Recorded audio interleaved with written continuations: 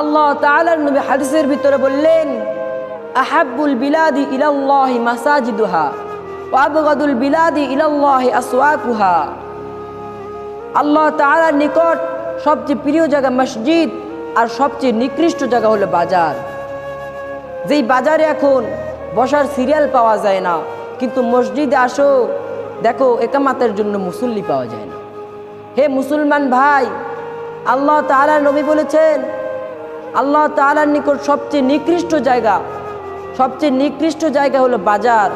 আর সেই বাজারেই তোমরা যাও, চা খেয়ে টাইম নষ্ট করো, শুধু তাই নয় মানুষের গীবতও করো।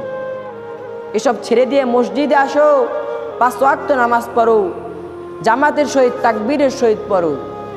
আল্লাহ তাআলা এই হাদিসের উপরে আমাদেরকে বেশি বেশি আমল করার তৌফিক দান করুক।